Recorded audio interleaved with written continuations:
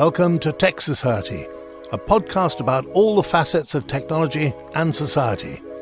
Twice a week, we deliver in-depth analysis from a technological perspective, giving you our take on things and interviewing people that are doing important things. Now, here's your hosts, Alex Dunmo and John Newen. Hey techies, thanks for tuning in. We have a West Tech Fest special for you today, as we have the absolute privilege of speaking with Larry Lopez. Larry is one of the founders of West Tech Fest, a week-long innovation festival held right here in Perth that consistently features an incredible lineup of global founders, investors, CEOs, and tech industry visionaries. Larry is one of a few venture capital heavyweights in Perth, and he has had a role in most of the notable successful tech VC raises in Western Australia. We were very lucky to get to speak to Larry right before West Tech Fest, as he is a busy man at the best of times.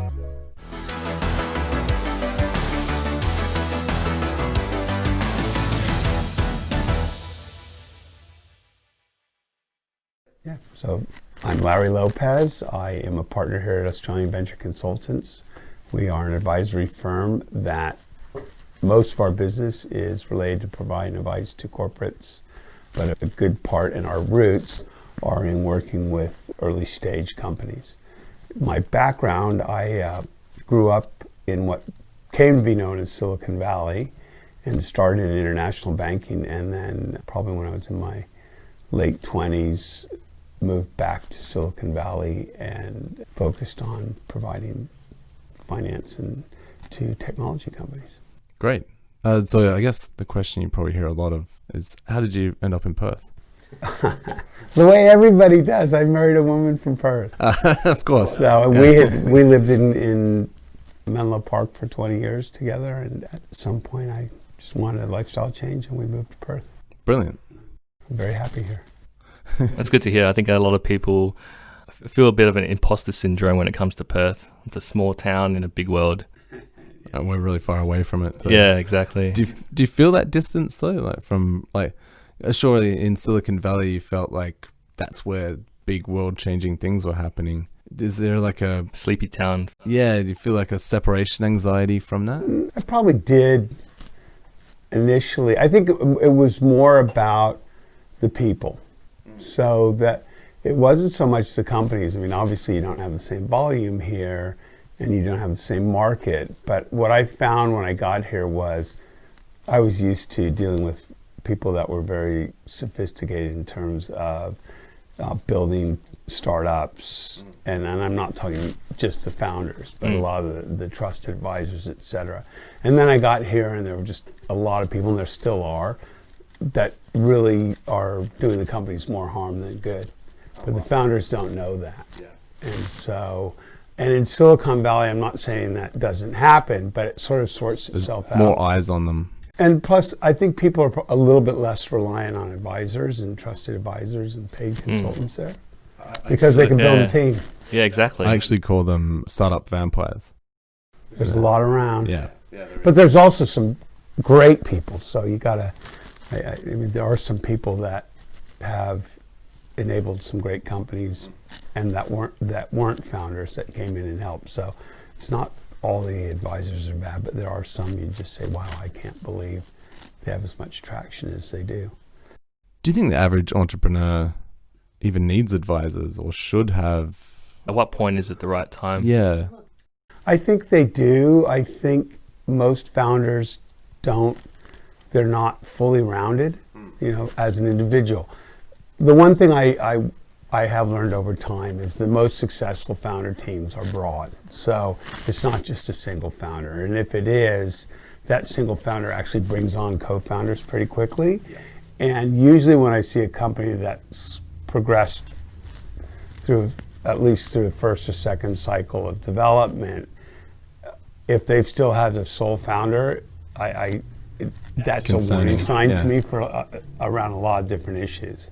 That's essentially the history of our company. Technically, I was sole founder for a little bit, and John came on, and then that leadership team has been growing as rapidly as we could, because we can't do it all. It's ridiculous to think. And so there's a lot of benefit if you think about why do I like multiple founders. So first off, they bring different skill sets.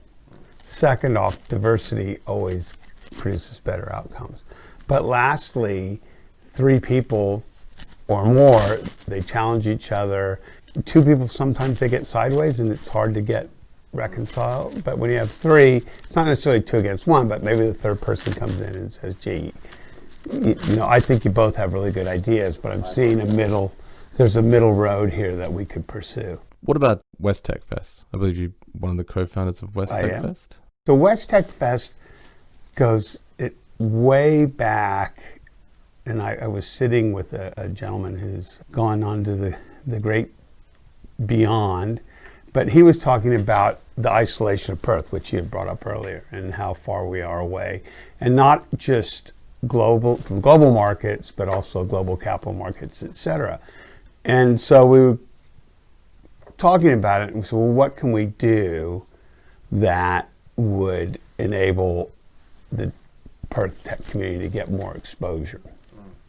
And we initially just experimented with some really small, very low budget, 3 or 4 hour events where we'd have just companies from universities, the local 4 or 5 universities present.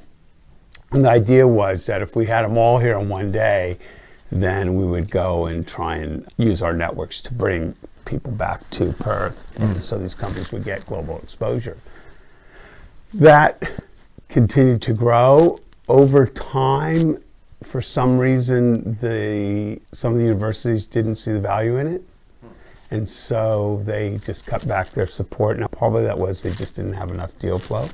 So Curtin University was getting a lot of exposure, and their companies were really getting a lot out of it. So Curtin took it on. Now, that I don't know if it's still the case, but certainly up until a few years ago, some of the other universities did participate. They just weren't the lead sponsors and didn't put a lot of resources behind it, but they did. That then morphed into a much broader cohort, if you would, that we were able to draw upon the entire West Australian technology community or startup community. And that was, to a large degree, that was driven by Bill Tye. So Bill thought, why don't we do a technology comp out? Because when we did the first Univation, it was just companies from the unis presenting, or projects from the unis presenting. And he said, what if we went to, and he was really impressed by the quality of the companies. And he said, what if we go to a broader audience? And so that originally became what I can't remember what I think it was Oz Innovation Awards or something like that, but we built it around a sort of a challenge. And then over time, it's become more of a multi-day technology, sort of the tech week in Perth. Yeah. Well, it's become huge now. Yeah, it is. I'm looking forward to Rotnest. Yeah, there's lots of different events, and it is good. What are some of the challenges you find in the tech/VC world in Perth? Well, there's a lot of professional investors, but there's not a lot of professional investment firms. And so it's hard to get the collaboration amongst investors, which de-risks deals. Also, one investor may have a certain amount of expertise they can bring, and another one has some other expertise, and together they make two separate investors make a better investment, if you would. So I think that a big challenge in Perth is the lack of cashed up venture capitalists. So there's a fair few groups walking around that are syndicating deals. Some actually do have small funds, so it's definitely getting better. But I think just that thinness is a challenge. There is a lot of money sloshing around Perth. I'm not of the opinion that good deals in Perth are not getting funded because there's no capital here. I don't believe that, and I don't ascribe to that belief. It's a pretty common belief. That's an interesting. I think it's bullshit. Yeah, cool. I think that's just a cop-out. I think that the issue in Perth is the deal flow is not that good, and I was paid to run a national practice, so I had exposure, and it really was obvious to me that here I was in what my adopted hometown just did not have the same level of deal flow that you would say. I think the best place to compare it to would be Adelaide. where Adelaide has a really good deal flow. Now, it's not that you've got a lot of, I would say the average is higher, if that makes sense. It's not like they've got all these rock star founders coming out of it, but when you go to Adelaide, there's a lot of deals to be seen, and there's the capital is a little bit more capital, but that's only because of state government support. So what do you think? Is it because of the state government support that they're like that, or why is the difference? To a certain degree, I think that SA, through a number of different governments and changes in government, has, although their approach has been inconsistent, they have consistently supported the startup sector. But I don't think that's the big difference. I just think probably they're less isolated from the bigger cities. There were some pretty big industries in Adelaide, and there were industries that were technology rich, and particularly the car manufacturing, all the all the businesses that fed into the car manufacturing industry, I think helped. You have the defense industry there as well. Defense to a certain degree, I think that's true, but there were just a lot in the space for that. New Don't get me going on that one. That was all ours to lose. Yeah. So South Australia, what could we replicate to, at least be on par with South Australia? Well, I'll give you a great example. We were talking about West Tech Fest earlier. So I traveled a lot to the United States and all around Australia, and I'm always finding speakers or interesting companies that have a good story to tell that I think would be great to share with our community. So I invite them to come along. And probably 4 or 5 years ago, a friend of mine who's a successful serial entrepreneur in South Australia, I invited to come and be on one of our panels. And he came out. He couldn't believe how great West Tech was. So he went back to South Australia and campaigned for about 4 or 5 months to get something similar, which they call South Start. So you gave them tools to be better than us. But the reason they were better than us was that the South Australia government gives them a budget of $400,000 or $500,000 a year, and because the there's a really interesting phenomenon, and I don't know why this occurs, because they have so much support from the South Australian government. A lot of they get more sponsorship because companies that are selling to the South Australian government or have high profiles in South Australia want to be seen as supporting the government. They have a huge budget where all our budget comes from relatively small private. I mean, the state government gives us money, but less than 5% of our budget probably. And they're very supportive. But and we get great support from the city of Perth. So I don't want to make it sound like they're not there, but it's literally a couple of words of magnitude more. And they also do have a number of funding programs that I'm not sure they work, but I think that if you looked at it, the money that they're investing in companies where they're using government money, however that works, whatever the mechanism is, I'm not sure it's creating direct ROI, but I think it sends a really good message to the community as opposed to giving vouchers to hire advisors that may or may not be creating value. That seems to be one of the most common ways I've seen people help. And for our listeners, I'm doing air quotes, it is money for consultants, which I think is crazy. Yeah.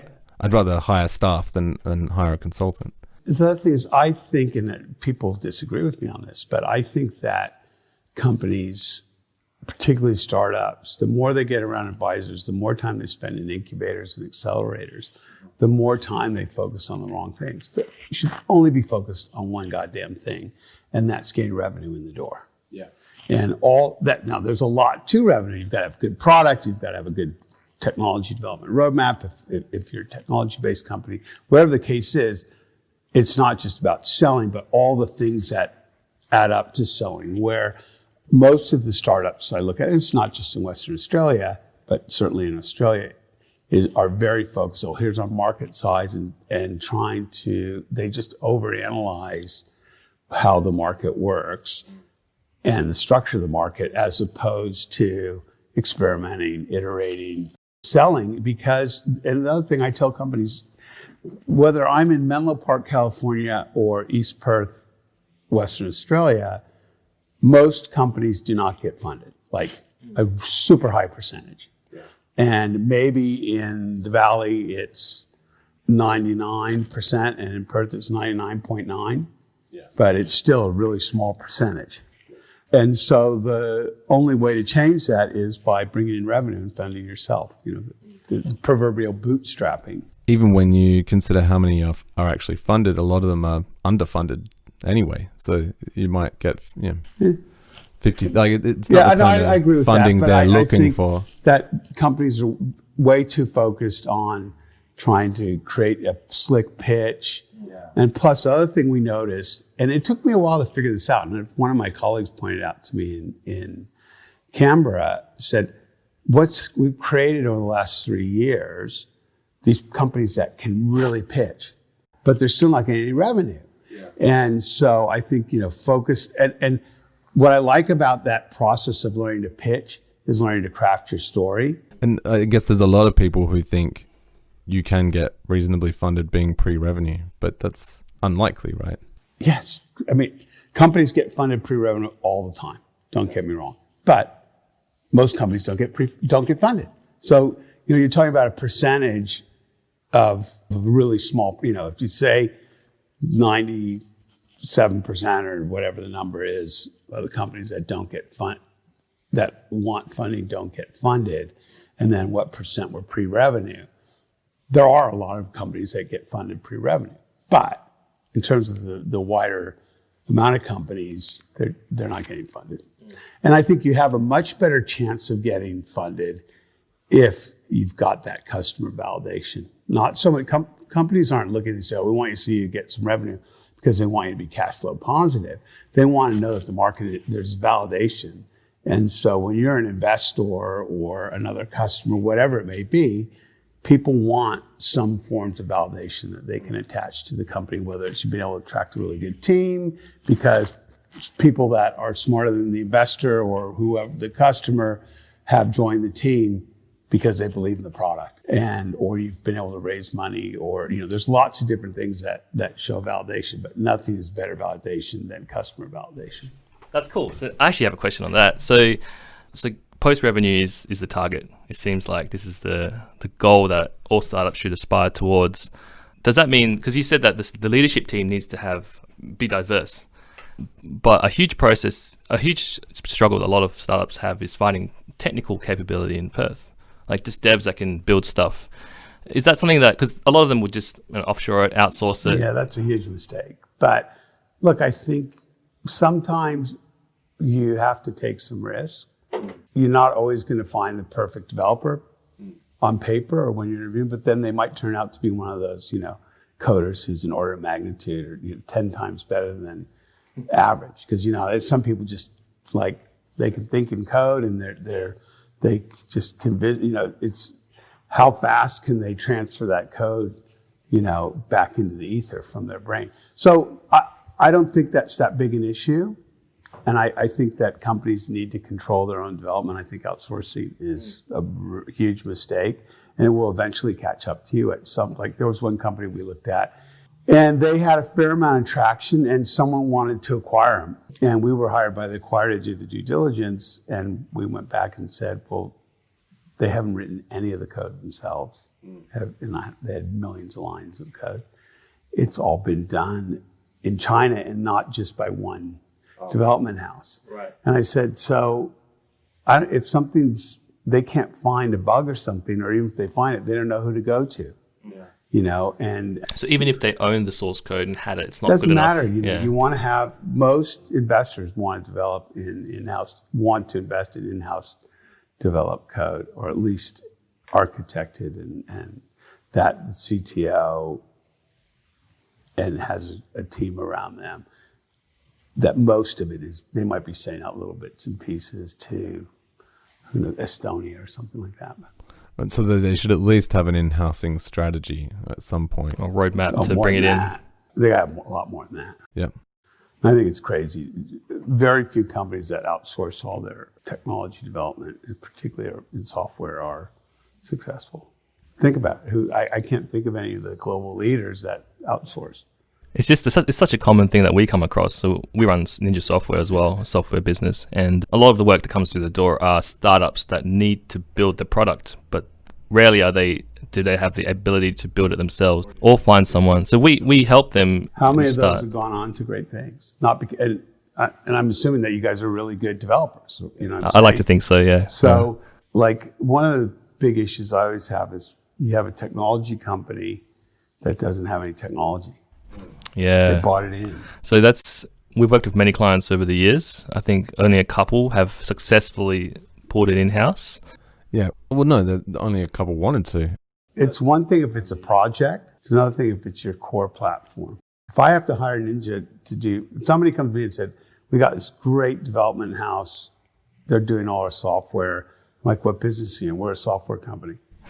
No, you're not. Yeah, I see. You know, and so I think that's hard. It's different if a part of your business is the software, but if your core business is built around that software and somebody else has developed it, what are you bringing to the table?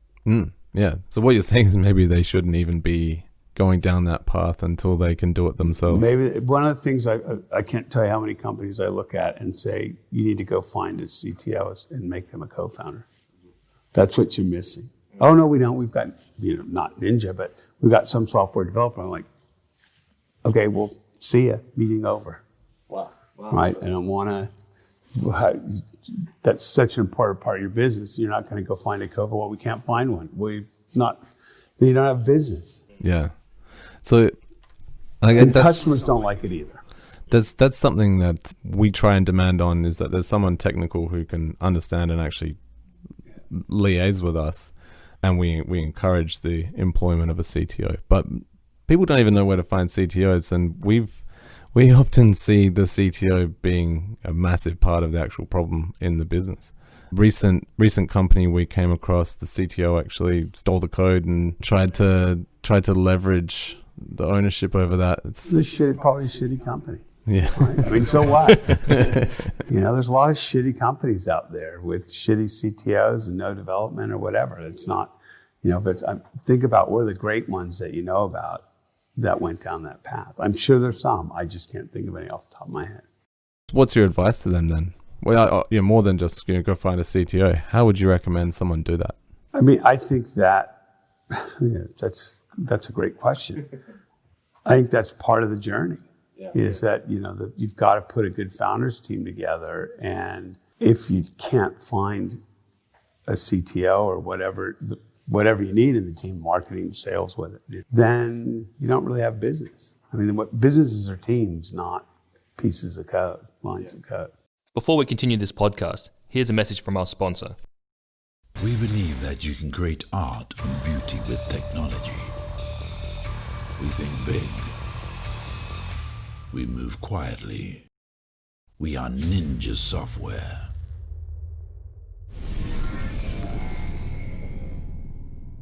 Any good examples you've seen in the last decade here in Perth? In terms of tech startups that you've been involved in? We've got probably one of the sexiest ones in Australia is Canva. And it says, well, Canva left because they couldn't get developers. No, Canva left because there was a team available in Sydney that they could plug right into that had just left Google. And so if it wasn't that they couldn't find developers in Perth, and maybe they wouldn't have. But it's a common story, though. What happened was that the lead investor brought in another investor who was an ex-Google guy as the interim CTO, and he said, my old team is in Sydney, we could get them on board, and I know the right CTO for you guys. And so it just happened to be that they could plug and play right into that Sydney development team. So it wasn't that they were going around Perth, we're not going to be able to find a team. It's such a common story that you hear that Canva left because there was this brain drain, really. They went to find talent, but it sounds like... It was opportunistic. Yeah. Very cool. And it could very well be that had they stayed here and had to compromise that maybe they wouldn't have gotten where they got. I'm not saying that, but the idea that Cliff and Melanie picked up and moved to Sydney because they couldn't build a business in Perth is not completely true. That's good. I'm glad to finally get. I feel better now. Part of the story. Yeah. we just run into that problem all the time. Can't find talent. Well, people who say that problem. I don't think there is a problem in Perth. Oh, we don't. Yeah, we don't believe Well, that. you guys can find it, right? Easy. Yeah, of course. Yeah. So Yeah. it's here. That's my point. It's here. So It's all very it's the issue is disconnected. they can't find the talent. It's not that there's no talent in Perth. And so they say, well, there's no talent in Perth, or I can't find the talent in Perth. And it's like, no, you can't find the talent in Perth. Yeah. You can't find the capital in Perth. There's capital in Perth. There's talent in Perth. What's your advice to someone looking for the capital? Let's say they have a great idea, they have a good team, so they've ticked the boxes, Okay, they found the CTO. but maybe they don't have a good network in that space. You know, Does the network matter? I think it does. I mean, I think it's pretty rare that the phone rings and somebody says, hey, I've got this great idea. I want to come and talk to you. And I would take the call. I mean, I'll take the call and just say, I don't look at unsolicited deals. Like, I need to find a friend, somebody I know, and get them to make it the intro to me and give us that validation. so where do they start? Let's say there's some tech they've got to nerd. go to lots of events. I mean, the problem is that you go down a lot of rat holes and meet the wrong people, or you have these long discussions with people that actually don't have money. They're just hoping that they'll get you so far down the track that you'll pay them or to help them raise money and help you raise money. So, it's tricky, but like I said, you wouldn't have to do that if you had revenue. Yeah. And that's what most companies end up doing anyway. And then getting solid revenue, particularly that's validated, enables you to have a shot at raising capital. And that when you start getting revenue, the investors will find you. How were you first introduced to the Canva team, if you're at Liberty? I think I might have met them through the Innovator of the Year or some tech challenge or something like that. Yeah. I think that's how I met them. I don't completely recall. They're really nice. They were really professional. I remember, thinking, here's this 20-year-old. He's had his suit and tie on, and they were really polished. And then as I got to know them, I realized how hard they were working, how it wasn't just natural for them. Like, you assume that, he just got up in the morning, put on a tie, got out there and made this great presentation and went off. But that they'd put a lot of work and a lot of practice to create that level of polish. And so, that's really taking it to the next level. Yeah. Do you watch the show Silicon Valley? I have seen it. Yeah. Is it accurate? Well, it's not filmed in Silicon Valley. It looks like LA to me. But I haven't watched it a lot, but I have seen some scenes. I think that is pretty typical. People say it's not too much of an exaggeration either. It's just but look, at the end of the day, Silicon Valley it's not that different than Perth, right? I mean, it's not like the streets are lined with gold, and every time you go into a coffee shop, everybody's got their laptop out. And there are a couple places in Palo Alto that probably happens, but that's because that's where the pretenders go. And I guess I think about when my kids were growing up and I'd go to their sports stuff and things like that. And most of the other parents were somewhere involved in the tech industry, but it'd be kind of like mining here. And so you take it for granted to a certain degree. It's not. And Silicon Valley is, like, when you drive around Silicon Valley, it's not, companies aren't. Like, so where is it? It's like, well, it's not, A, it doesn't look like a valley. It's the bottom of the San Francisco Bay Area. And B, you've got the Apple headquarters, here, and then it's not like right all down the road. There's one startup company after another. It's a little bit more diffused.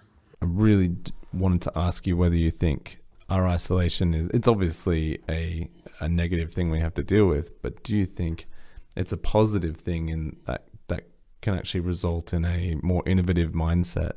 I think so. I think, well, and particularly in these times where everybody had to hunker down. If you're used to, like I was, getting on a plane every Monday and coming back Thursday night and going over to the Valley whenever I needed to, or heading up to Hong Kong or whatever, then it's probably different for me.